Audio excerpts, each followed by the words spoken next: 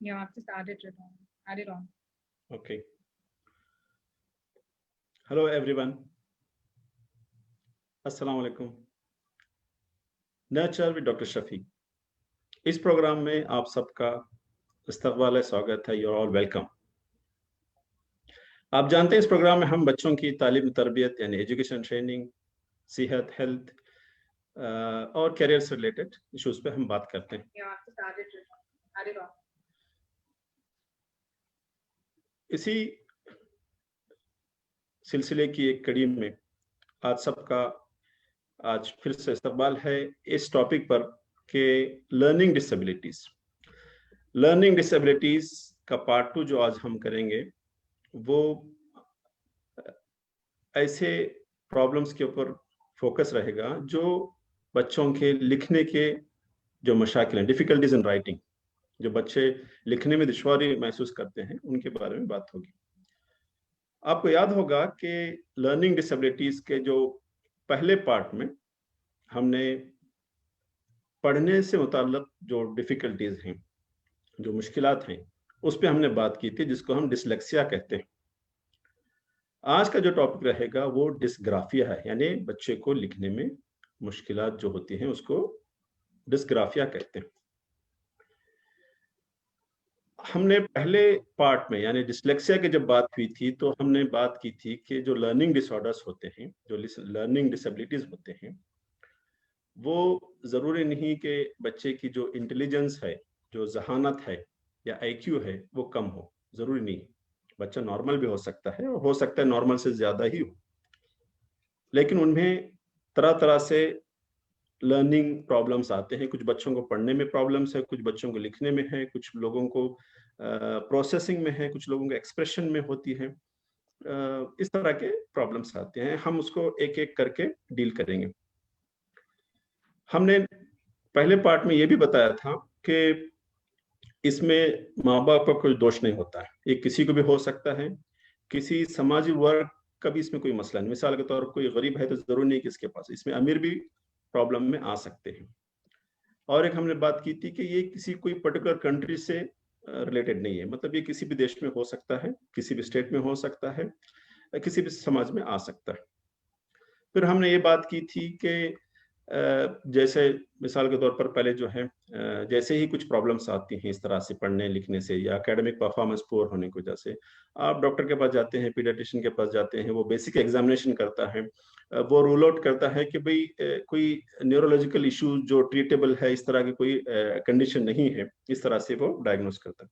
फिर जो है वो साइकोलॉजिस्ट की हेल्प से उनका जो इवैल्यूएशन होता है कि भाई ये इनको स्पेसिफिक लर्निंग प्रॉब्लम्स आ रही हैं, उनको उसमें रेमेडियल थेरेपी की जरूरत है। तब उस तरह के जो कैंडिडेट्स होते हैं हम उनकी बात कर रहे हैं, ठीक है। तो जस्ट बिकॉज कि भाई कोई पढ़ाई में इंटरेस्ट नहीं ले रहा है या फिर जो है उसकी हैंड राइटिंग थोड़ा ठीक नहीं है, इसका मतलब ये नहीं कि वो इस कैटेगरी में आता है। अब आप देखेंगे कि बहुत से डॉक्टर्स की जो हैंड राइटिंग होती है वो सिर्फ फार्मासिस्ट ही पढ़ सकता है, दूसरा कोई नहीं पढ़ सकता। तो इसका मतलब ये नहीं है कि सारे डॉक्टर जो है वो डिस्ग्राफिया हैं, ठीक है। तो वो एक अलग टॉपिक है, हम उसको फिर कभी बात करेंगे, लेकिन ये है कि वो इसमें फिट नहीं होते, ठीक है।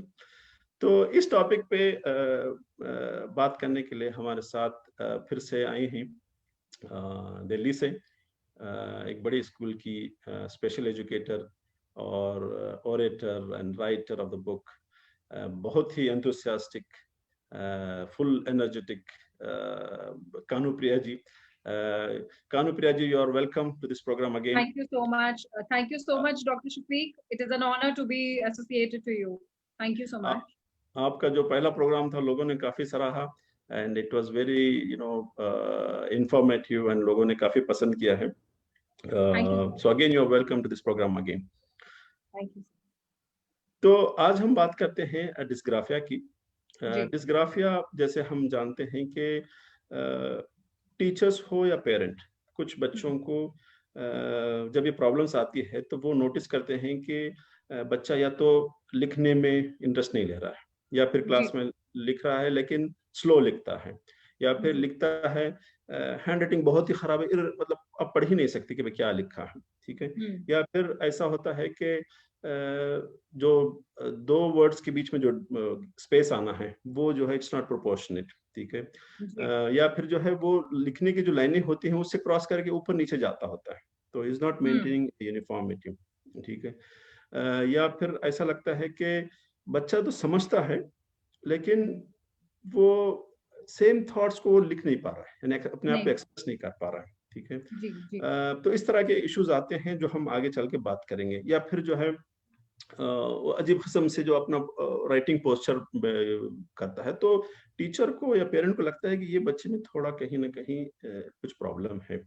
लेकिन अनफॉर्चुनेटली क्या होता है कि बहुत से स्कूलों में जहां पर प्रोविजन ऑफ स्पेशल एजुकेशन या फिर जो है रेमेडियल थेरेपी का इस तरह कुछ प्रोविजन नहीं है वहाँ, या फिर इवन टीचर्स की जो है वो ट्रेनिंग इस तरह नहीं हुई है कि वो इस तरह के बच्चों को पिक करके उनको सही रेमेडियल मोड पे ला दे। तो यहाँ देखने में आता है कि ये बच्चों पर सख्ती की जाती है, इनको मारा जाता है, समझते हैं कि बच्चे लेजी हैं, they are not following the instructions, और इस तरह से अनफॉर्चुनेटली वो बच्चों को समझ में नहीं आता है कि भाई मुझसे क्या हो रहा है, मतलब यानी इधर से डांट पड़ रही है, घर में डांट पड़ रही है, और बच्चा को समझ में नहीं आ रहा है कि लेसन क्या है, उसको किस तरह से लिखना है, वो there is lot of issues. तो जैसा आप जानते हैं कि किसी चीज को मतलब जब हम एक्सप्रेस करना चाहते हैं तो एक तो होता है कि इनपुट इंफॉर्मेशन हमारे यहाँ जाती है, उसकी प्रोसेसिंग होती है, फिर आउटपुट आता है।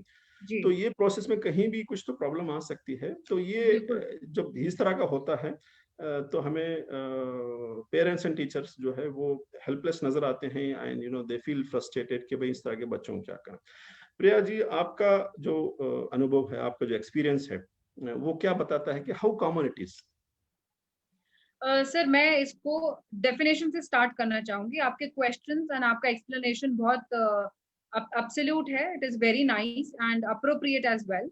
तो मैं इसको स्टार्ट करना चाहूंगी एनसीडी की डेफिनेशन से, जो कि कहता है कि डिस्ग्राफिया बेसिकली एक लर्निंग डिसेबिलिटी है जो कि राइटिंग को अफेक्ट करता है और कॉम्प्लेक्स मोटर और इंफॉर्मेशन प्रोसेसिंग स्किल्स में जो रिक्वायरमेंट होती है राइटिंग करने के लिए, तो इनको ये अफेक्ट करता है सबसे ज्यादा, which makes the act of writing difficult.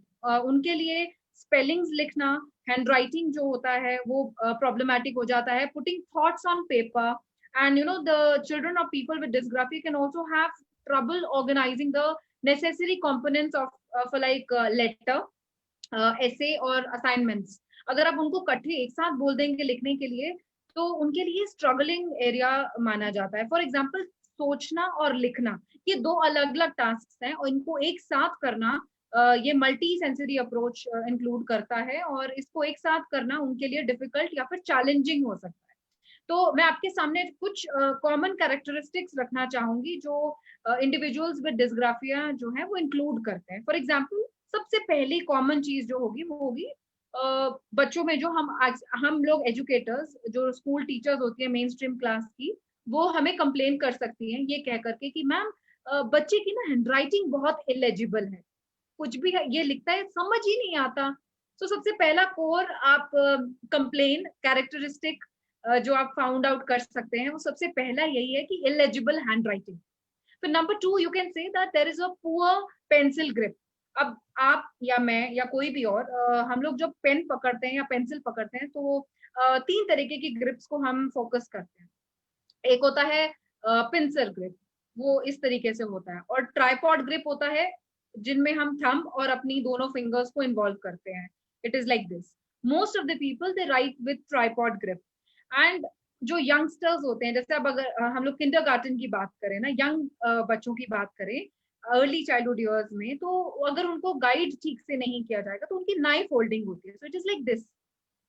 तो 3 तरीके की grip, exactly it is like this. आप क्रेयॉन्स अगर बच्चों को पकड़ाएंगे तो अगर आप गाइड नहीं करें, for example any educator who is not guiding the बच्चा, who is not guiding the child, तो हो सकता है they can end up having grip like this. Knife holding grip इसको बोला जाता है। तो वो ऐसे करके कलरिंग जो है आप देखिए दिस इज वेरी कॉमन।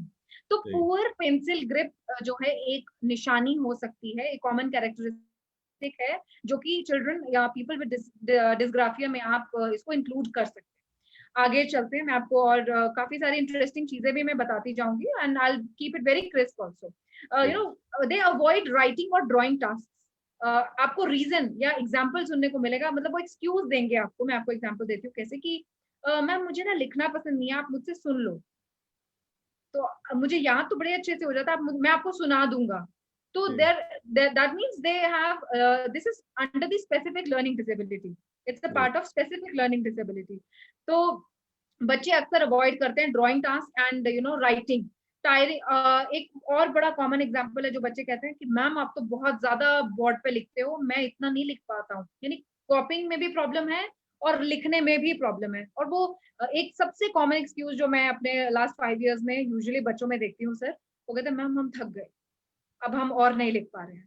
तो ये कॉमन चीजें हैं जो आप ज्यादातर देख सकते हैं। Difficulty with syntax, structure and grammar, ये भी आप कॉमनली देख सकते हैं।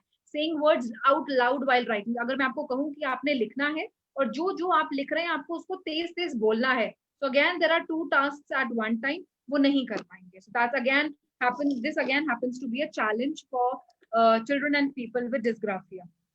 Unfinished and omitted words in sentences, इसका मैं आपको एग्जांपल देती हूँ। I want a pizza in dinner tonight, तो पिज्जा मेंशन होगा, आई वांट पिज्जा होगा, इन शायद वो लोग खा जाएंगे, मतलब वो ओमिटी हो जाता है, वो नहीं रहता है सेंटेंस में। तो मैं आपको क्या कहना चाह रही हूँ कि जिस तरीके से जो थॉट उनके दिमाग में होता है, राइटिंग में चैलेंज होने की वजह से वो उसको एज इट इज आगे सामने लिख नहीं पाते। तो ये सबसे बड़ा हर्डल है, organising thoughts on paper and large gap between the written ideas and understanding demonstrated through the speech.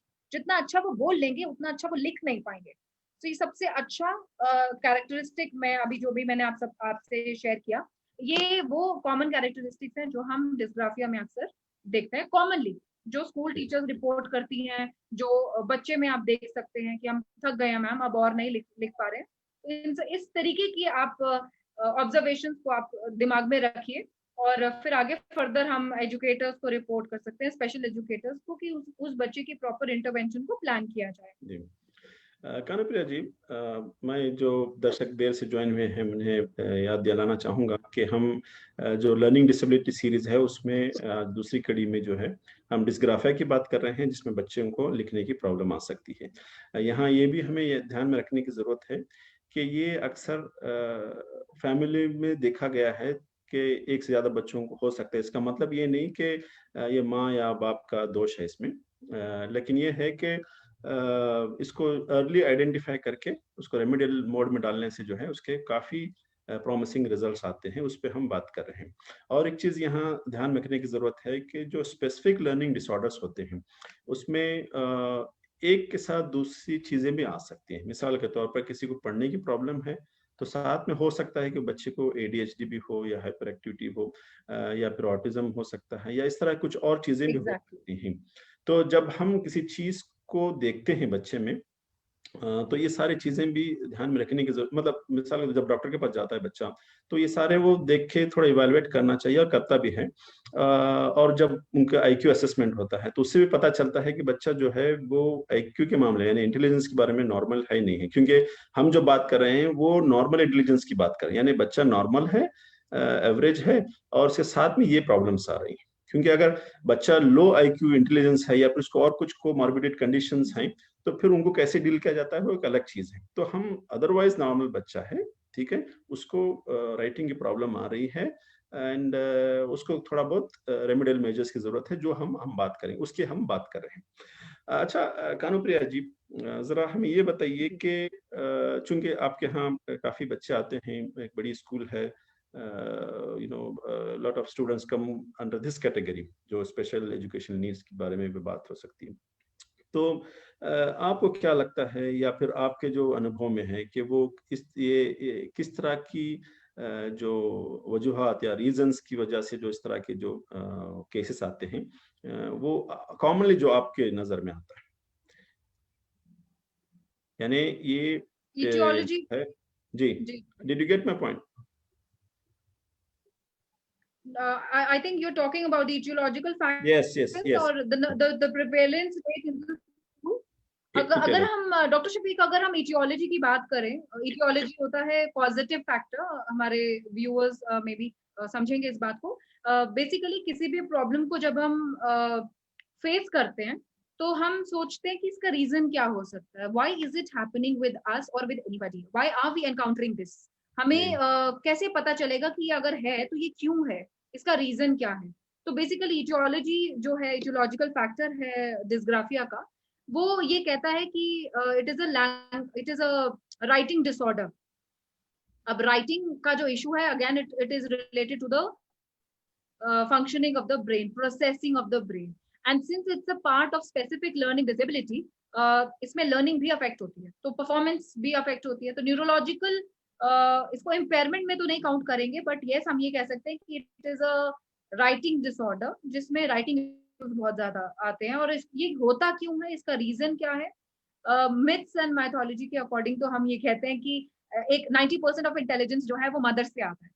तो बड़ा ही आसान है हमारी जैसी कम्युनिटी में ये कहना कि जो भी अगर बच्चा डिफिकल्टी फेस करता है अपनी परफॉर्मेंस में, that is because of his mother, his और हर मदर। बट ऐसा नहीं है, मदर से इंटेलिजेंस 90% ट्रांसफर होती है।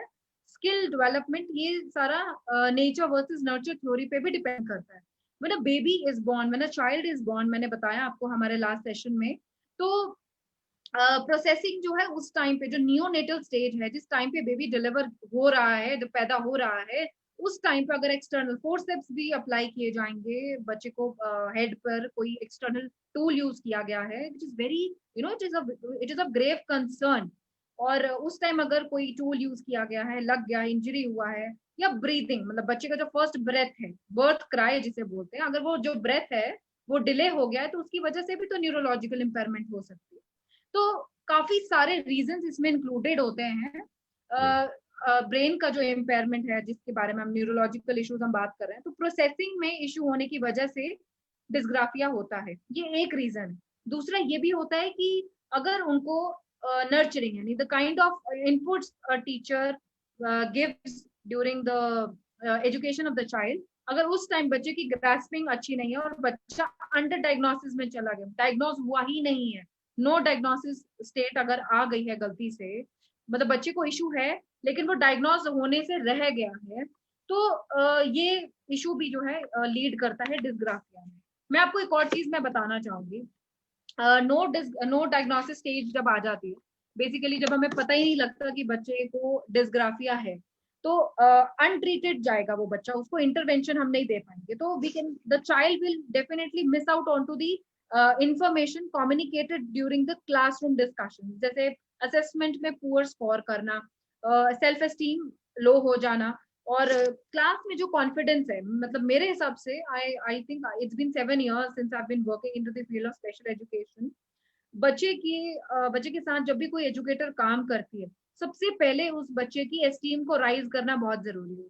और आप मोस्ट कॉमन फैक्टर इन बच्चों में ये देखेंगे कि their self esteem is affected the most. बच्चों के हाथ में स्वेटिंग देखेंगे आप, उन्हें डर लगता है लिखने से, एग्जाम से पहले फियर, एंजाइटी आप उनके फेस पे आप देख पाएंगे। तो ये सारे बहुत सारे रीजंस हैं जो आप फेस कर सकते हैं। ऑब्जर्वेशन के थ्रू आप देखेंगे कि बच्चों में आप एनकाउंटर करेंगे कि इतना सब कुछ होता है उनके साथ, and they fail to express it to anybody who's around them, be it their mainstream teacher, even to their buddies. तो ये काफी सारे कॉमन चीजें हैं जो अंडर डायग्नोसिस में चले जाते हैं, बच्चा डायग्नोज ही नहीं हो पाता, तो कैसे कोई टीचर उसको ट्रीट करेगी, मेन स्ट्रीम टीचर हो या स्पेशल एजुकेटर हो। तो उनको एक प्रॉपर न्यूरोलॉजिस्ट या फिर एक क्लिनिकल साइकोलॉजिस्ट के पास जाना पड़ता है, ताकि उनका एक असेसमेंट हो सके, जिसमें उनका प्रोग्नोसिस या डायग्नोसिस आएगा, और उसके बाद हम लोग उनका एक प्रॉपर सेट पैटर्न, उनका इंटरवेंशन, वो एकेडमिक भी होता है और मोरल पे भी होता है, स्टीम पर भी होता है। हर टीचर को उनके बारे में बताया जाएगा, और उस हिसाब से, उस टेक्निक के साथ, उसी अप्रोच के साथ, इंक्लूसिविटी के साथ हर टीचर और स्टूडेंट्स को भी सेंसिटाइज किया जाएगा। फिर उस बच्चे को हम इंटरवेंशन प्लान करके देते हैं, ताकि वो उस प्रॉब्लम को ओवरकम कर सके। हमारे जो दर्शक हैं, हमारे नाजरीन, उनको मैं यहाँ समराइज करना चाहूंगा कि हम पॉजिटिव फैक्टर्स के बारे में बात कर रहे थे, यानी जो रीजन, जो वजूहत होती हैं, उसमें जहाँ जेनेटिक फैक्टर होता है, वहाँ कंजेनेटल यानी बाय बर्थ जो होता है वो होता है, और फिर बाद में जो है एक्वायर्ड यानी कोई और रीजन से, यानी जैसा बात हो रही थी कुछ डिलीवरी डिफिकल्ट हो गई या फिर कुछ कॉम्प्लिकेशंस हो गई इस तरह से, वो एक्वायर्ड न्यूरोबायोलॉजिकल फैक्टर्स जो होते हैं वो मिल मिला के इसको जन्म देते हैं। यहाँ ये बात जहन में रखने की जरूरत है कि बहुत से फैक्टर्स हमारे कंट्रोल में नहीं होते। फॉर एग्जांपल जेनेटिक फैक्टर्स है, आप उसके बारे में कुछ नहीं कर सकते, ठीक है, यानी भाई आपके माता पिता के बारे में आप कुछ नहीं कर सकते। इसी तरह से हम हस्बैंड वाइफ हैं तो बच्चों के बारे में हम क्या जेनेटिक हमारा कंपोनेंट लेके पैदा होंगे, हम हमारा उसमें कोई कंट्रोल नहीं है, ठीक है। लेकिन जब इस तरह का मामला आता है तो उसको कैसे अफेक्शनेटली और विथ एम्पैथी हम कैसे डील करते हैं, वो बच्चे के अंदर वो सेल्फ कॉन्फिडेंस डेवलप करता है और वो इम्प्रूवमेंट की तरफ जाता है। तो जब हम पॉजिटिव फैक्टर्स की बात कर रहे हैं तो वहाँ पहले एक पीडियाट्रिशियन या बच्चों के डॉक्टर का इवैल्यूएशन होता है। अगर वो जरूरत पड़ेगी तो वो न्यूरोलॉजिस्ट या साइकोलॉजिस्ट की जरूरत महसूस पड़ी तो उनको रेफर करता है। आईक्यू असेसमेंट होता है। फिर जब वो डेफिनेटली डायग्नोस करते हैं कि स्पेसिफिक लर्निंग डिसऑर्डर है, डिस्ग्राफिया का प्रॉब्लम है, then they will ask for the help of special educators. अच्छा कानुप्रिया जी, अगर समझें जो हमने पॉइंट शुरू में बताए थे कि भाई बच्चा इस तरह से मैनिफेस्ट कर सकता है कि भाई उसको लिखने में प्रॉब्लम है, स्लो है, नॉट लेजिबल राइटिंग होता है, इस तरह से जब पूरा फाइनल इवैल्यूएशन होने के बाद जब आया है रेमेडियल थेरेपी की तरफ, ठीक है, वैसे हम उसको ऐसे डिवाइड करेंगे कि भाई आप एज ए स्पेशल एजुकेटर क्या करते हैं, और फिर जो है tips to the parents and teachers, हम उसको ऐसे करेंगे। तो पहले आप अपना पार्ट बताइए कि भाई एज ए स्पेशल एजुकेटर आप इन बच्चों को कैसे डील करती हैं।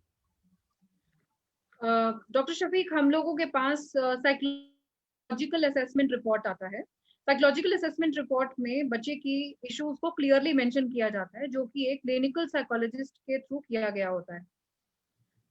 ये गवर्नमेंट हॉस्पिटल से किया जाता है और उस रिपोर्ट के बिहाफ पर हम उस बच्चे की एकेडमिक इंटरवेंशन प्लान करते हैं।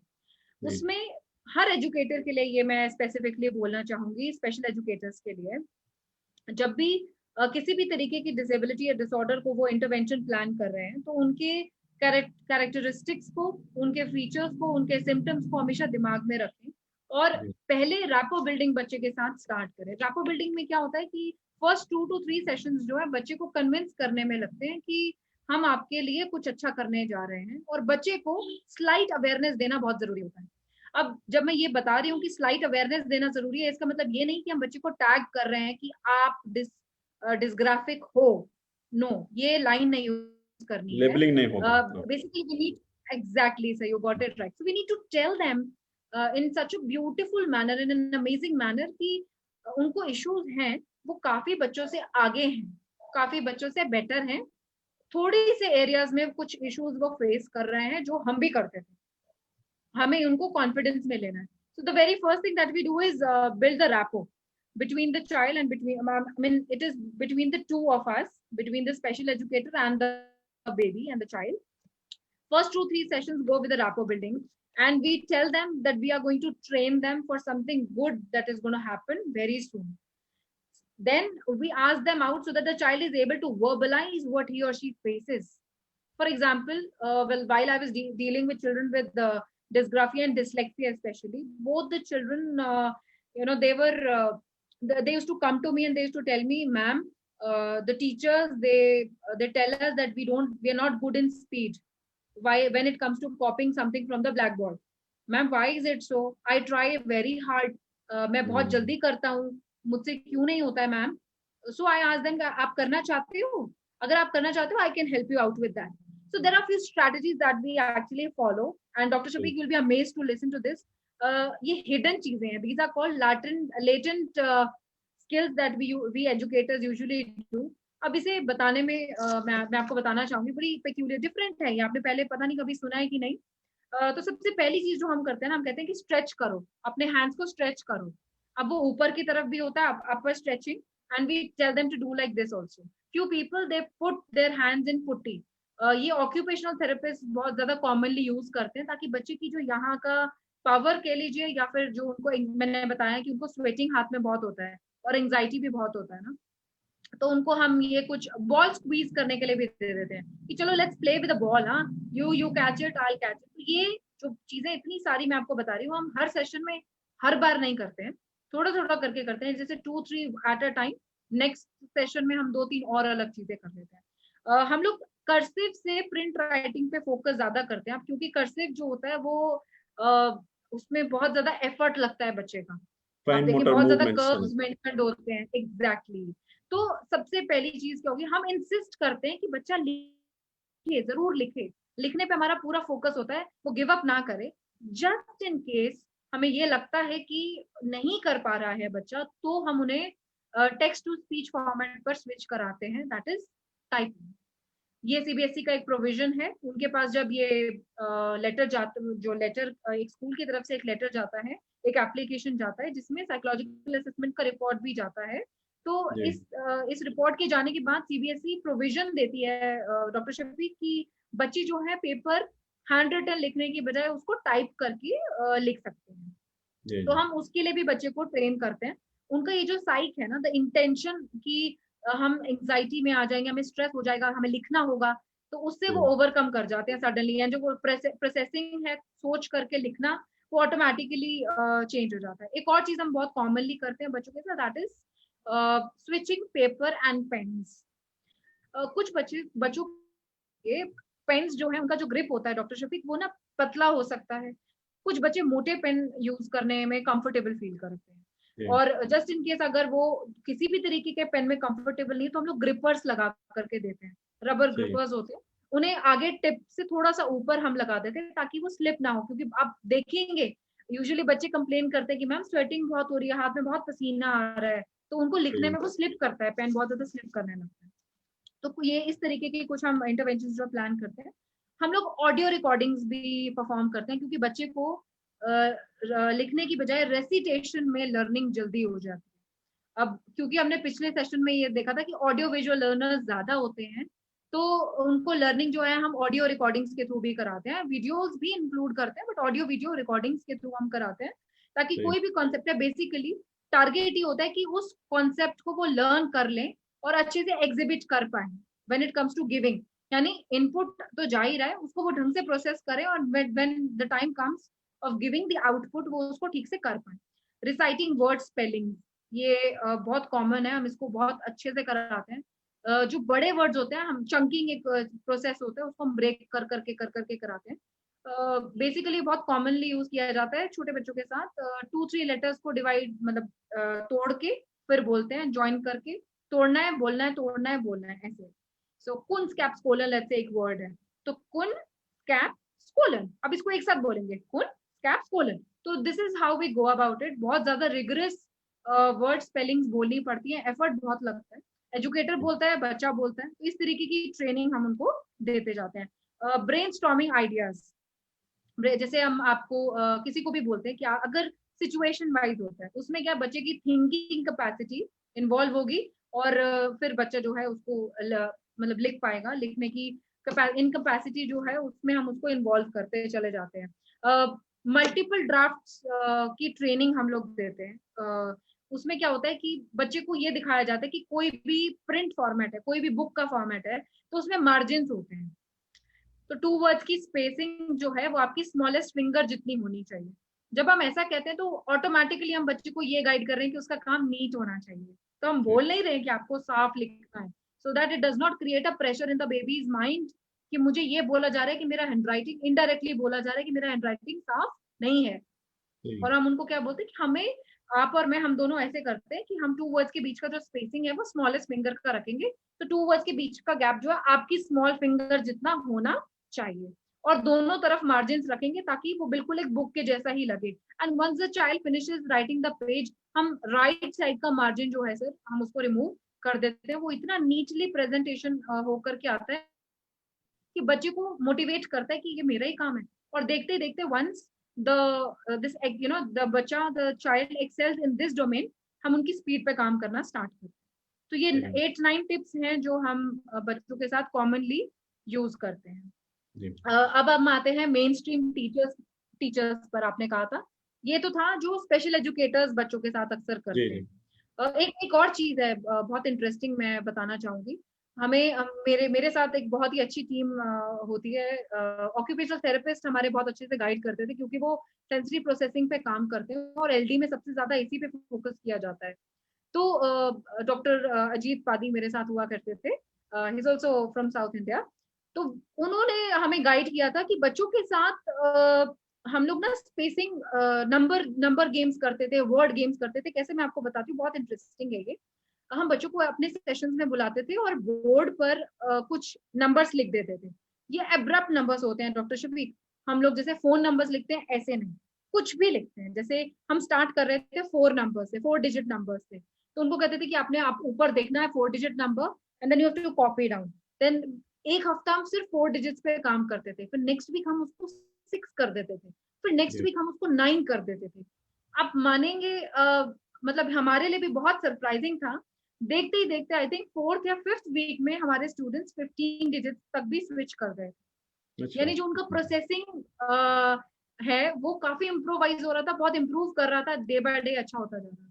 तो सही ये था स्पेशल एजुकेशन का पार्ट, जी जो टीचर्स एजुकेटर्स जो है बच्चों के साथ इम्प्लीमेंट जी करते हैं। जी मैं हमारे दर्शकों में हमारे नाजरीन में हो सकता है कुछ स्कूल मैनेजमेंट के होंगे, कुछ टीचर्स होंगे, या फिर जो भी टीचिंग इंस्टीट्यूशन से एडमिनिस्ट्रेशन से रिलेटेड हैं, अगर वो सुन रहे हैं या उन तक बात पहुंच सकती है, तो मैं यहाँ एक रिक्वेस्ट करना चाहूँगा, एक इल्तिजा करना चाहूँगा, एक दरख्वास्त है कि स्पेशल एजुकेटर्स की जो अहमियत है उसको हम जानें। उनका एक अपना स्पेसिफिक रोल होता है, उसको हम पहचानें। अब अगर आप टीचर्स की बात करेंगे तो वो ये कह सकते हैं कि नहीं, हमारे पास बच्चे ज्यादा होते हैं, टीचर टू स्टूडेंट रेशियो ज्यादा है, और ये जो हमारी वो खास ट्रेनिंग नहीं होती है, तो हमारे लिए very difficult to deal with each individual child. तो ये रीजंस हो सकते हैं, लेकिन मैं यहाँ मैनेजमेंट्स को ये बताना चाहूँगा कि जहाँ स्पेशल एजुकेटर्स के रिक्रूटमेंट की ज़रूरत है, वहाँ टीचर्स को भी इस बारे में अवेयरनेस लाना, उनको इस बारे में ट्रेन करना, और पेरेंट्स में भी अवेयरनेस लाना जो है बहुत ज़रूरी है। वरना होता क्या है कि नाम को तो बच्चा स्कूल जा रहा है, लेकिन वहाँ से वो कुछ सिग्निफिकेंट कुछ लर्न करके नहीं आ रहा है। या तो वो क्लास के बाहर पनिशमेंट के जैसे बाहर खड़ा रहेगा because is not able to complete the homework, या फिर जो है हैंड राइटिंग बुरा होने की वजह से जो है वो पीछे ढकेला जा रहा है या फिर फेल हो रहा है। असल चीज जो है उसकी इंटेलिजेंस नॉर्मल है, वो समझ रहा है सब कुछ, लेकिन वो एग्जाम में लिख नहीं पा रहा है। अनफॉर्चुनेटली हमारा जो एग्जामिनेशन पैटर्न होता है वो साल भर में जो है एक दिन एग्जाम होती है, और उस दिन by chance if is not able to write properly, फिर तो गया वो। ठीक है, तो ये जो हमारा एग्जाम पैटर्न है, इसको भी हमें जो कई स्कूलों में अगर इस तरह का प्रैक्टिस हो रही है, तो उसको हमें बदलने की जरूरत है। There is something called as formative assessment, कि बच्चे का जो है रेगुलर असेसमेंट होते रहता है। जब आप देखते हैं कि बच्चे को इस जी तरह के प्रॉब्लम्स फेस हो रहे हैं, तो अर्ली इंटरवेंशन, यानी जल्द से जल्द आप उसको जो है वो रेमेडियल मोड में डाल देंगे, तो बच्चा जो है बहुत प्रॉमिसिंग रिजल्ट दे सकता है। खास करके पेरेंट का जो सपोर्ट रहता है बच्चे को, वो काफी महत्वपूर्ण रहता है। और एक चीज जो यहाँ हमें जान लेने की जरूरत है वो ये है कि इन बच्चों को हम धुतकारें नहीं, इन्हें लेबल ना लगाएं। ठीक है, ये नॉर्मल बच्चों की तरह ही हैं, they just need some help, they need some extra time. ठीक है, उनके साथ रहमदिली से, कंपैशनेट एम्पैथी के साथ डील करने से ये बच्चे जो है बहुत प्रॉमिसिंग रिजल्ट्स देते हैं। चलिए कानुप्रिया जी, हमें एक हमारा जो पेरेंट का जो एक सेक्शन होता है, तबका होता है, मतलब यानी we have a good chunk of population which is comprising of parents here. तो उन्हें क्या टिप्स देना चाहेंगे कि इस तरह के बच्चों को, अक्सर ये होता है कि भाई दे आर वेरी फ्रस्ट्रेटेड। ठीक है, एक तो वो बच्चा दूसरे बच्चों की तरह क्लास में नहीं लिख पा रहा है, लोगों की बातें सुननी पड़ती हैं, या फिर बच्चा जो है इन्फीरियरिटी कॉम्प्लेक्स से जब घर आता है तो दे फील फ्रस्ट्रेटेड कि भाई मेरे बच्चे के साथ ही क्यों। तो they are going through a lot of mental stress. ठीक है, जहां उन्हें सिंपैथी की जरूरत है, एम्पैथी की जरूरत है, वहाँ कुछ रेमेडियल मेजर्स की भी हमें बताने की जरूरत है कि भाई इस तरह के अगर आपके बच्चे हों तो उन्हें कैसे डील करना है। तो अगर आप कुछ प्रैक्टिकल टिप्स बताएंगे कि घर में वो बच्चे को कैसे असिस्ट कर सकती हैं। So parents of any sort of child with special abilities, they're always under stress. और एज अ स्पेशल एजुकेटर हमारा काम सिर्फ क्लासरूम सेटिंग या बच्चे को इंटरवेंशन देने में ही लिमिटेड नहीं रहता है। हमारा मैसिव सबसे बड़ा रोल दो लोगों को सेंसिटाइज करने में जाता है। सबसे पहले स्कूल टीचर्स, स्कूल स्टाफ, और दूसरा पेरेंट्स। बल्कि मैं इसको रिवर्सली डील करती हूँ, मैं सबसे पहले पेरेंट्स से बात करती हूँ और बाद में स्कूल पर आती हूँ। और most of the special educators जो वो इसी तरीके से काम करते हैं। पेरेंट्स को कॉन्फिडेंस में लेना ही काफी नहीं होता डॉक्टर शफीक, हमें फोकस करना पड़ता है, उन्हें अवेयर कराना पड़ता है कि आपके बच्चे की परफॉर्मेंस जो बिलो पार आप कंसिडर कर रहे हैं, हो सकता है this is what makes your child different from other students, other children of his age. तो उनको मोटिवेट करना, उनको अवेयर करना, उनको सेंसिटाइज करना, ये तीनों ही एक स्पेशल एजुकेटर के काम होते हैं कि हम इस तरीके का इंटरवेंशन आपके बच्चे के लिए प्लान कर रहे हैं, और आपका नहीं, हम बोलते हैं हमारे बच्चे के लिए। So that the parent understand that the child is under good hands. Secondly, the parents approach towards their child has to be extremely empathetic and positive.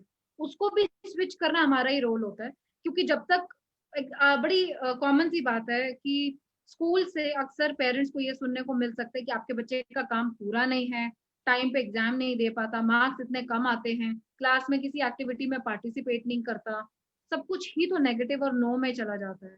तो अगर हम पेरेंट को मोटिवेट ही नहीं करेंगे या कोई गुड न्यूज दे ही नहीं रहे हैं, कुछ ऐसा दे ही नहीं रहे जिससे उनको अच्छा लगे, तो तब तक पेरेंट को भी कैसे वो पॉजिटिविटी मिलेगी। तो स्पेशल एजुकेटर्स का सबसे मैसिव रोल होता है to bridge the gap between the parent and the school staff.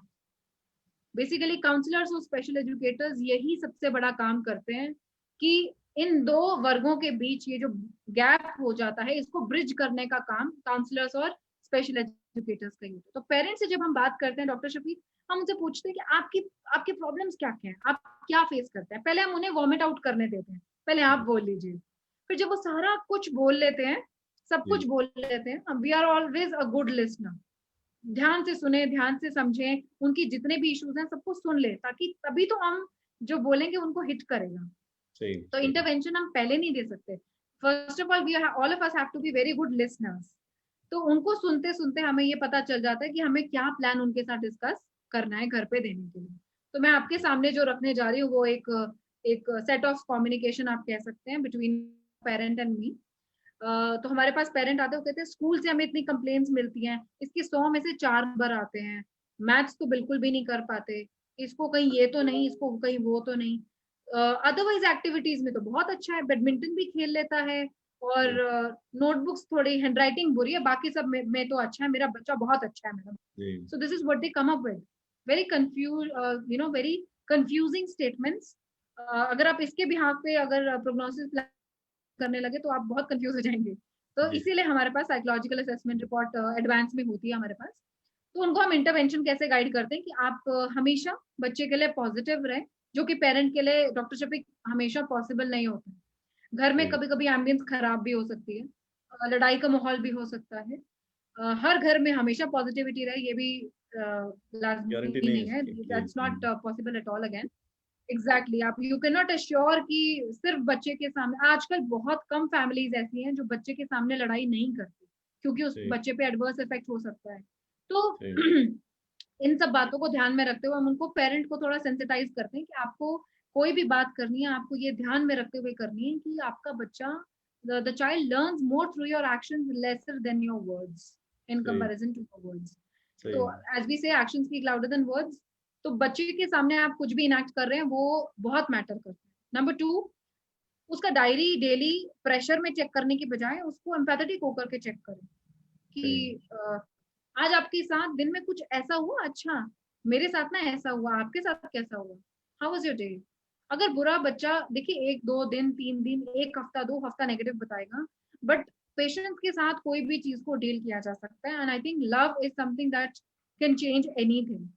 हम लोग मेरे अपने 7 इयर्स के करियर में शायद ही मैंने किसी बच्चे पे ना हाथ उठाया होगा, बट कुछ पेरेंट्स देखिए, वो मेरे खुद के पेरेंट्स, वो मुझे बहुत डांटते थे, मारते थे, but when it comes to my younger brother they don't scold him anymore, उसको बिल्कुल उसके ऊपर हाथ नहीं उठाया जाता। दैट्स अ स्टेज, पेरेंट्स को सेंसिटाइज करना पड़ता है, होते नहीं है, हर किसी को उस काबिल बनाना पड़ता है, उस सिचुएशन में लाना पड़ता है, होता नहीं। तो all of this is done through rigorous and regular awareness, उनको हम बताते हैं।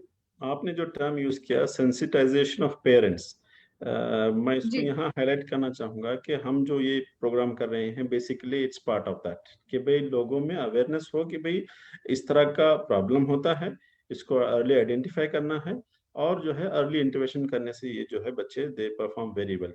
तो ये सेंसिटाइजेशन का पार्ट है। Thank you very much for bringing that term, तो क्योंकि ये बहुत जरूरी होता है। जी डॉक्टर शफीक, हम लोग ना टाइप्स ऑफ डिस्ग्राफिया को मिस आउट कर गए हैं। अगर हमें कोई एजुकेटर, स्पेशल एजुकेटर अगर हमें सुन रहे हैं तो वो शायद हमें पॉइंट आउट करेंगे, या फिर जो हमारे रिहेबिलिटेशन काउंसलर्स हैं, थेरेपिस्ट हैं, वो हमें क्वेश्चन कर सकते हैं। तो आई थिंक इस पे भी हमें थोड़ा सा, मैं आपको हाईलाइट करूंगी कि डिस्ग्राफिया सिर्फ एक ही टर्म नहीं है, इसमें 5 और टाइप्स इंक्लूडेड होते हैं जिनको हम अम्ब्रेला टर्म के अंडर यूज करते हैं। सबसे पहले आता है डिस्लेक्सिक डिस्ग्राफिया। अब क्योंकि हमारा पहला टॉपिक डिसलेक्सिया था, तो इसमें ज्यादा आपको अंडरस्टैंड करने में क्वेश्चन जो है नहीं आएगा, प्रॉब्लम नहीं आएगी। अब सबसे डिफरेंट चीज क्या है, पहला टॉपिक है डिसलेक्सिक डिस्ग्राफिया। जब हम इसकी बात करते हैं ना, तो मैं आपको बताती हूँ उसमें होता क्या है। स्पॉन्टेनियसली रिटन वर्क जो होगा वो इलेजिबल होगा। एकदम से अगर बोल दिया जाए बच्चे को कि जल्दी लिखो, तो वो इलेजिबल होगा, पढ़ा नहीं जाएगा। वेयर एज कॉपीड वर्क जो बोर्ड से देख करके किया जाएगा, जिसमें थोड़ा सा टाइम दिया जाएगा, वो बहुत नीट होगा। ऐसे ही स्पेलिंग गलत होगी, और टैपिंग स्पीड जो है आइडेंटिफाई करने की ना, मोटर प्रॉब्लम्स होती है बेसिकली, तो वो बिल्कुल नॉर्मल होगा। लेकिन डिस्ग्राफिया, डिस्लेक्सिक डिस्ग्राफिया अगर साथ में आ रहा है, तो मैंने आपको बताया कि हैंडराइटिंग इलेजिबल होगी तब जब बहुत स्पीडली प्रेशराइज किया जा रहा है, तब वो बहुत गंदा लिखेगा। लेकिन टाइम दे देंगे तो वही पर्सन उसको बहुत सुंदर लिख रहा है। So this is a core feature of dyslexic dysgraphia. जी नंबर 2, यहाँ मैं या जी प्लीज बोलिए। दर्शकों को बताना चाहूंगा कि यहाँ दो प्रॉब्लम्स एक साथ आ रही हैं, एक डिसलेक्सिया भी आ रहा है, उसके साथ उसमें डिस्ग्राफिया भी है। तो जहां वो अपना जहन यूज कर रहा है, अपना माइंड यूज कर रहा है कि अपने तौर से कुछ लिखना चाह रहा है, तो वहां शायद उसको ज्यादा प्रॉब्लम आती है बनिस्बत ये कि वो ब्लैक बोर्ड से कॉपी करने में। जी जी। Number 2 we come on to motor dysgraphia. अब जैसे हम ये वर्ड बोलते हैं मोटा, तो इसमें मोटर स्किल्स आ जाती हैं। पुअर डिक्सटैरिटी होती है, पुअर मसल टोन होती है, लिख नहीं पाते हैं, हाथ में दर्द भी बता सकते हैं, और क्लमजीनेस होती है, जैसे कि डाउन सिंड्रोम में भी हम अक्सर देखते हैं। लथार्ज, स्लो, स्पीड कम होगा। तो इस तरीके के फीचर्स आप कॉमनली देख पाएंगे मोटर डिस्ग्राफिया में। जो लेटर का फॉर्मेशन होता है ना, वो एक्सेप्टेबल नहीं होगा। शॉर्ट सैंपल्स लिख सकते हैं बच्चे इसकी, और बहुत ज्यादा एफर्ट लगा करके लिखते हैं, उनके लिए ना आसान नहीं होता लिखना। तो मोटर मूवमेंट्स, क्योंकि ये फाइन मोटर का एक पार्ट है, राइटिंग जब हम करें तो ये फाइन मोटर में आ जाता है। तो उसमें बच्चे को इस तरीके के कोई भी टास्क अकम्प्लिश करने में सबसे ज्यादा ट्रबल आती है, specially when I told you holding a pen और पेंसिल इनकरेक्टली। तो स्पेलिंग स्किल्स जो है वो इम्पेयर्ड है। फिंगर टैपिंग स्पीड बिल्कुल बिलो नॉर्मल होती है इसमें, मोटर डिसलेक्सिया में। तो राइटिंग पे जो है फोकस हम मोटर डिस्ग्राफिया में करते हैं। थर्ड टाइप ऑफ डिस्ग्राफिया होता है सर स्पेशियल डिस्ग्राफिया। इसमें स्पेसिंग में इशू आती है, क्योंकि हम ये सारे कोर फीचर्स इनिशियली हमने डिस्कस किए हैं। तो ये डिफेक्ट होता है अंडरस्टैंडिंग ऑफ द स्पेस। अब जब मैं ये बोलती हूँ, तो इनको हम कैसे चैनलाइज करवाते हैं, स्टेयर केस चढ़वाकर बच्चे को बोलते हैं कि आप 2 स्टेयर केस चढ़े और 3 नीचे उतर जाएं, 4 चढ़े और 3 नीचे उतरे। उससे क्या है, बच्चे की जो इसको एक्वायरिंग स्किल्स जो होते हैं वो एनहांस होती चली जाती है, और फिर पेपर पे लिखने की जब बात आती है तो बच्चे को प्रोसेसिंग में इशू कम आती है। तो this is how we plan the intervention when it comes to special dysgraphia. मैं फोर्थ आता दर्शकों को यहाँ है पर doctor ji Shafiq, phonological. Sorry आपको हाँ, मैं इंटरप्ट नहीं कर नहीं रहा हूँ। Please sir. दर्शकों को बताना चाहूंगा कि कानुप्रिया ने जो टर्म यूज किया स्पेशल का, वो है वो SPATIAL है, जो हमें डिस्टेंस में जी असेसमेंट में हेल्प करता है। जी आगे बढ़िए। जी सर, फोर्थ होता है फोनोलॉजिकल डिस्ग्राफिया। इसमें अनफेमिलियर वर्ड्स या नॉन वर्ड्स या फोनेटिकली इरेगुलर वर्ड्स जो होते हैं, ये बड़े इम्पेयर्ड होते हैं, बच्चे नहीं बोल पाते हैं। जैसे मैंने बोला टिकलोटोमेनिया, अब ये हर कोई नहीं बोल पाएगा, specially people with issues in dysgraphia, the ones who face दोबारा फोनोलॉजिकल दोबारा बोले, डिस्ग्राफिया। दोबारा बोले, मैं खुद सुना। जी, फोनोलॉजिकल हम लोग नहीं डिस्कस नहीं, कर रहे वो थे, जो टर्म आपने यूज फोनोलॉजिकल किया। डिस्ग्राफिया। सो द नहीं वर्ड नहीं, दैट आई शेयर्ड वाज हाँ टिकलोटोमेनिया। Yeah. So we'll chunk it for you. We will chunk it for you. Ticker, Lotto, Mania. So we've chunked it for you. Chunk करके join करके बोलना बहुत आसान बना देता है हर किसी के लिए, तो हम चंकिंग को बहुत कॉमनली यूज करते हैं. And last but not the least comes out to be the lexical dysgraphia. इसमें बेसिकली स्पेल जो है वो रिलाई करता है, साउंड्स टू लेटर पैटर्न्स जो होते हैं वो मिस स्पेल्ड होते हैं. फॉर एग्जाम्पल मैंने आपको बोला कि साइंस, तो बच्चे से पूछेंगे कि साइंस का स्पेलिंग बताओ, तो एस की जगह सी बोल सकते हैं. सो लेक्सिकल इश्यूज भी बहुत ज्यादा आते हैं कि उनको ये कंफ्यूजन रहता है कि इसमें हमने कैसे मतलब इसको वर्ड को कैसे हमने प्रोनाउंस करना है. तो यहाँ पर हम बच्चे को ट्रेन करते हैं सॉन्टे सिस्टम से. उनको अवेयरनेस दिया जाता है, फोनोलॉजिकल अवेयरनेस दिया जाता है, फोनीम्स पढ़ाए जाते हैं, फोनिक्स कराए जाते हैं. इन सब तरीकों पे, इन सब मॉड्यूल्स को दिमाग में रख के हम उनको ट्रेनिंग देते हैं. तो ये थे 5 तरीके के डिस्ग्राफिया जिनको हम आपने बहुत अच्छा रेगुलर बेसिस पे डील करते हैं. जी. मैं जो दर्शक हमारे देर से ज्वाइन हुए हैं वहाँ उन्हें कुछ स्लाइड्स के जरिए जो कानुप्रिया मैडम ने जो बातें कवर की हैं और एक आध जो पॉइंट्स अगर मैं ऐड करना चाहूँगा तो उसमें रहेंगे. कुछ स्लाइड शेयर करूंगा, तो वो स्लाइड्स खत्म होने के बाद एक आपको मौका रहेगा कानुप्रिया जी, अगर कोई पॉइंट्स रहेंगे तो आप मेंशन कर दीजिए, उसके बाद हम कंक्लूड करते हैं.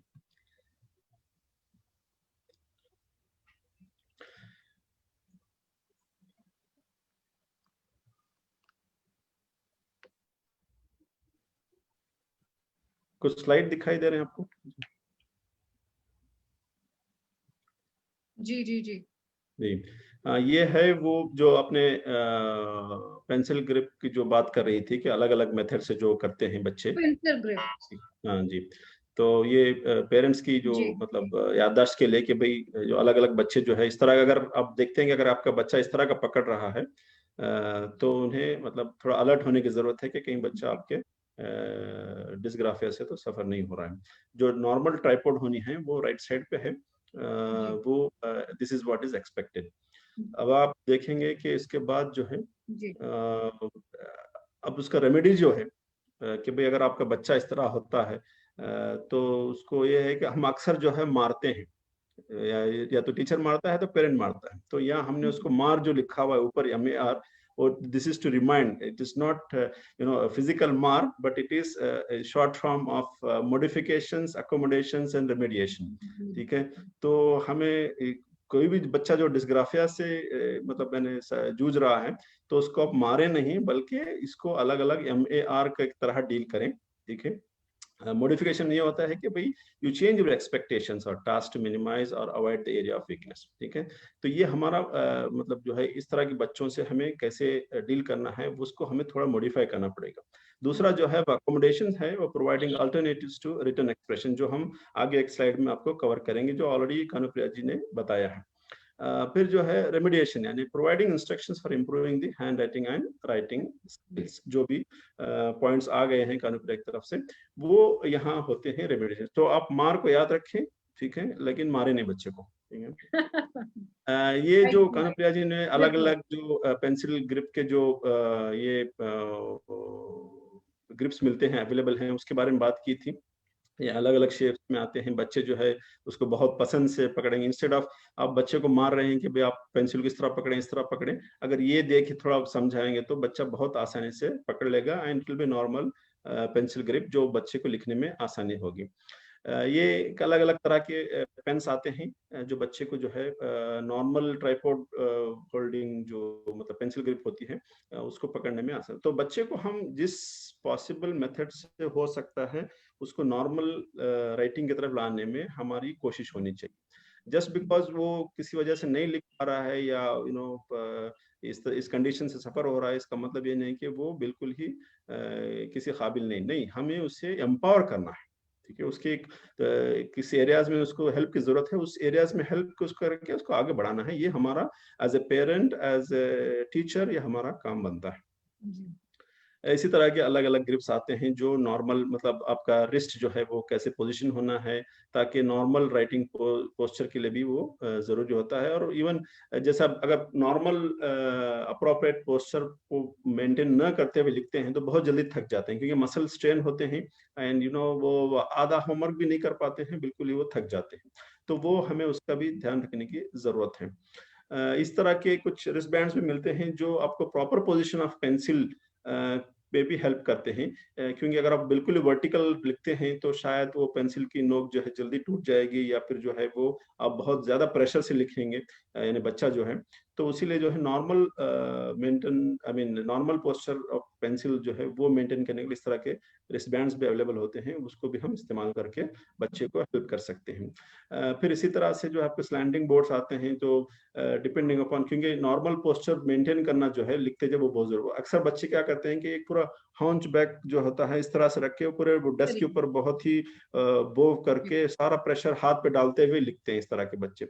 तो उनको जो है उस चीजों से बचाने के लिए जो है इस तरह के स्लैंटिंग बोर्ड्स हम यूज कर सकते हैं। फिर होता है रेज्ड लाइंस, यानी अगर बच्चा लाइंस से क्रॉस कर रहा है। एक तो कानुप्रिया जी ने बताया कि वाइडर लाइंस जो होते हैं उस तरह के उनके वाइडर लाइंस वाले बुक उनके पास इस्तेमाल करनी चाहिए, ताकि उनको ज्यादा स्पेस मिल सके वो आगे पीछे लिखने में।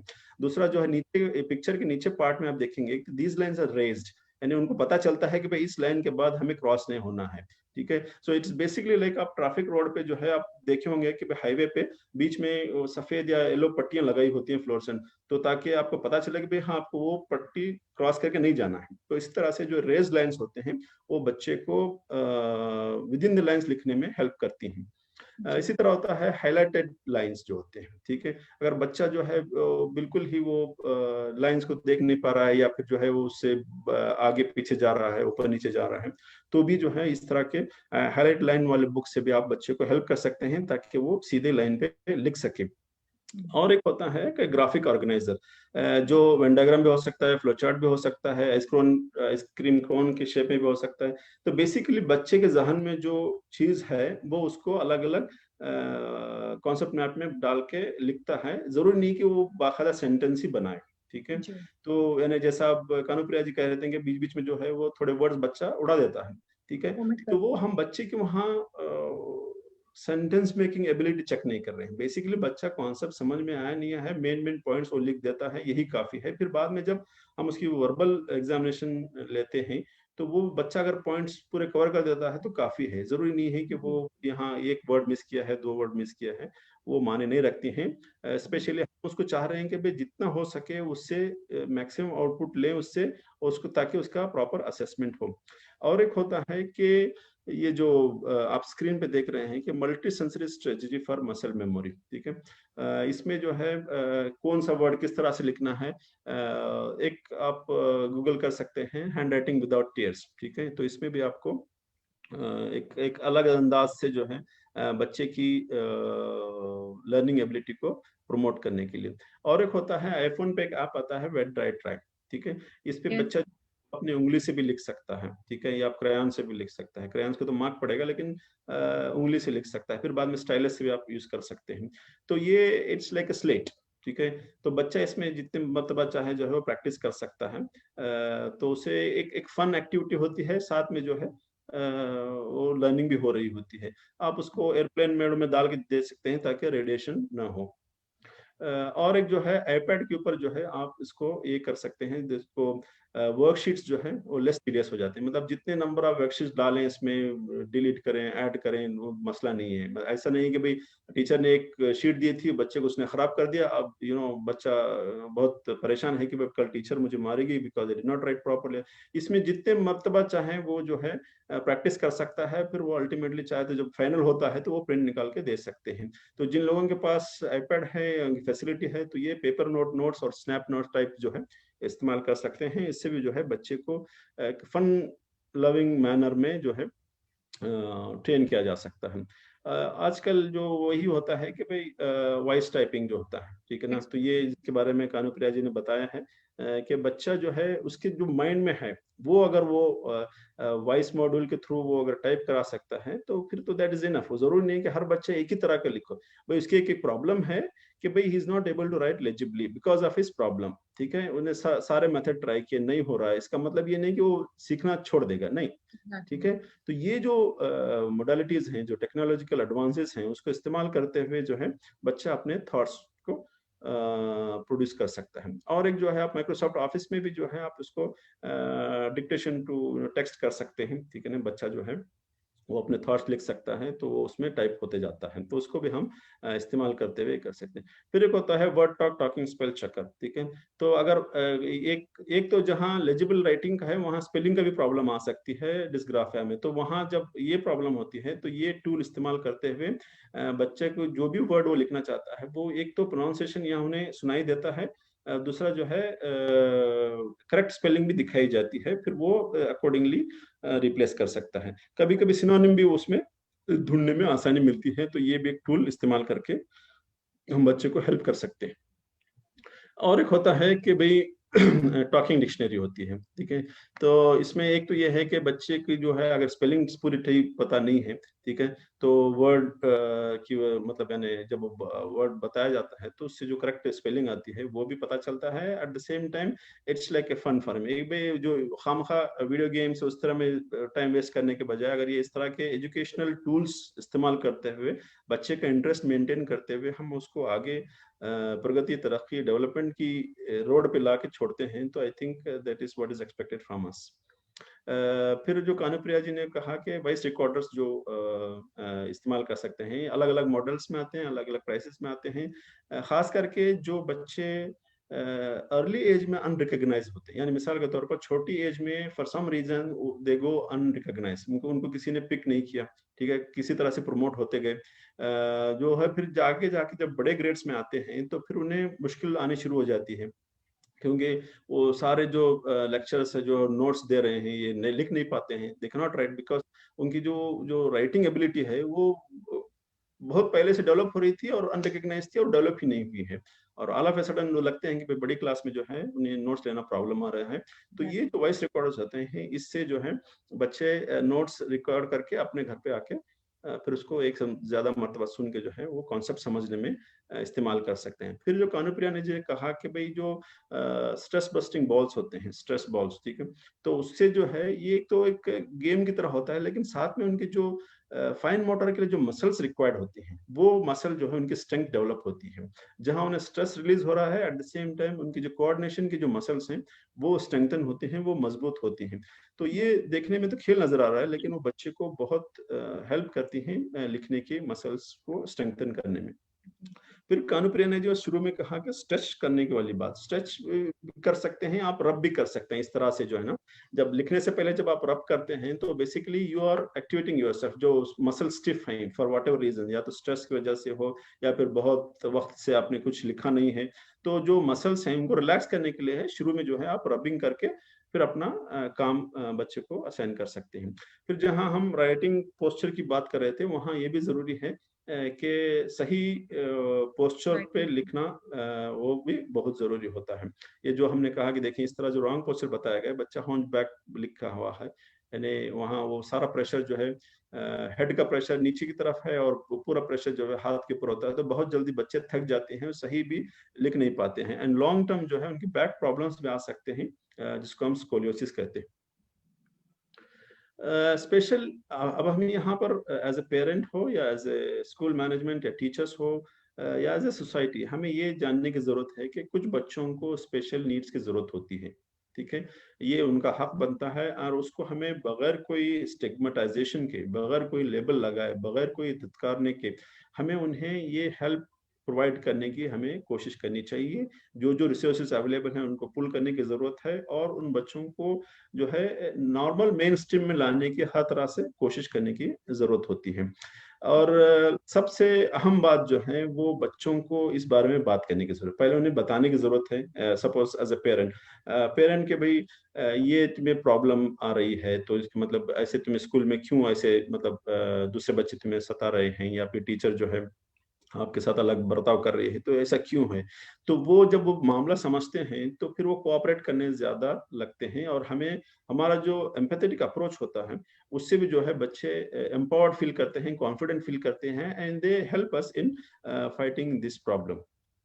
अप्रिशिएशन जो है वो भी बहुत जरूरी होता है। बच्चा थोड़ा थोड़ा, मिसाल के तौर पर पहले बिल्कुल ही नहीं लिख पाता था, आज 2 अक्षर लिखना लग गया, तो ये एक it should be an celebration कि भाई आप अप्रिशिएट करेंगे भाई बच्चे आज 2 अक्षर लिख सके। जो बच्चा पहले 2 अक्षर लिखता था, आज उसने 1 लाइन लिख दी ठीक से, तो वो भी एक जो है it should B part of celebration. या फिर जो है पहले लेजिबल नहीं लिखता था, अभी लेजिबल लिख रहा है। पहले स्पेलिंग का प्रॉब्लम था, अब स्पेलिंग का प्रॉब्लम नहीं है। पहले एक आधा पेज लिखता था, आज पूरा पेज लिख रहा है, ये भी। तो इस तरह के जो हम माइलस्टोन सेट करते हैं फॉर सेलिब्रेशन, बच्चे को एनकरेजमेंट मिलती है कि भाई he is performing well and he और she will continue to do well. तो ये था ब्रीफ में, ताकि लोगों को जो है ग्राफिकली कुछ चीजें याद रहें। कानुप्रिया जी, अगर कुछ चीजें रह गई हैं तो आप बता दीजिए before we conclude. I would just like to say, Dr. Shafiq, thank you for such good infographics. हम लोग इनको सोशल मीडिया पे काफी अच्छे से यूज कर सकते हैं, and having this acknowledgement that audio visually अगर हमें कहीं आप बोल भी रहे थे और समझा रहे थे और विजुअली दिखा भी रहे थे, आई थिंक हमारे ऑडियंस इनको ध्यान से याद कर पाएंगे, अच्छे से इनको इनहिबिट कर पाएंगे, एक्वायर कर पाएंगे। अगर हमें पेरेंट्स सुन सकते हैं, एजुकेटर्स सुन सकते हैं, जो भी हमारे व्यूअर्स हैं, मैं उनसे ये कहना चाहती हूँ कि किसी भी स्टूडेंट को या किसी भी पर्सन को डील करते हुए एक चीज को हमेशा याद रखें, इनको हम प्रीसेप्ट्स फॉर लाइफ कहते हैं। प्रीसेप्ट्स होते हैं जो भी अच्छी शिक्षा हमें हमारे बचपन से बड़े होने तक हमारे बड़ों ने समझाई हो, हमारे एजुकेटर्स ने समझाई हो, जो भी अच्छे मॉरल एजुकेशन या सेइंग्स कहते हैं, इनको हम प्रीसेप्ट्स ऑफ लाइफ कहते हैं। और मेरी फेवरेट बुक है वंडर बाय पीएल पिनाशियो। इस पर एक मूवी भी बेस्ड है जो कि सेंसिटाइजेशन के लिए ही दिखाई जाती है। तो उसमें टीचर हैं, वो कहते हैं कि सबसे अच्छा प्रीसेप्ट आप लाइफ में जो सीख सकते हैं वो ये है कि for everybody is fighting their own battle, all you can do is just be kind to them. ये मेरे लिए बहुत इंपॉर्टेंट है, क्योंकि एजुकेटर बनने से पहले मैं बहुत फर्म और स्ट्रिक्ट हुआ करती थी, बहुत एग्रेसिव हुआ करती थी अपने नेचर में। तो आई थिंक अगर हमारे जैसी यंग जनरेशन अपने आप को चेंज कर सकती है, तो पेरेंट्स तो डेफिनेटली अपने पेरेंट्स बच्चों के लिए और अपनी आने वाली जनरेशन के लिए जरूर इस तरीके की मॉडिफिकेशन अपने नेचर में, अपनी टेम्परामेंट में लेकर आ सकते हैं। तो all we need is love, we need to be kind enough towards any and every person we are dealing with. हो सकता है they're already fighting their own battles, किस दौर से, किस इशू से वो लोग गुजर रहे हैं, हमें किसी को नहीं पता होता। तो sympathetic होने की बजाय हम लोग kind हो सकते हैं। we can have a very aware approach and very sensitized approach towards anybody we are dealing with. I think love can change a lot of things, and I think this is how we go about it. We generate the vibes, the kind of vibes we attract. They are the ones we generate. So I think people out there should understand कि हम जिस तरीके से हम behave करेंगे वो definitely resultant हमारे पास वापस उसी ही तरीके से वापस भी आएगा। So just wishing all the viewers, onlookers and listeners all the very best, and I just hope this session would be fruitful for all of them. Thank you, Dr. Shafiq. नाजरीन ने देखा होगा कि कानुप्रिया जी बहुत दिल से बात करती हैं, और जो बात दिल से निकलती है वो दिल पे असर करती है। तो आई होप, हमें उम्मीद है कि आज का सेशन आपके लिए मुफीद रहा होगा। It was useful I guess. तो आपके कुछ क्वेश्चंस हैं, डाउट्स हैं, इस तरह से कमेंट्स हैं, तो आप मेंशन कीजिए, इंशाल्लाह फिर उसको कभी किसी और सेशन में हम कंक्लूड करेंगे। आज के इस प्रोग्राम के लिए कानुप्रिया जी आपका बहुत बहुत शुक्रिया, बहुत बहुत धन्यवाद। एक टॉपिक लेकर हम जरूर हाजिर होंगे, तब तक के लिए हम आपसे विदा चाहते हैं। धन्यवाद। Thank you so much. Thank you.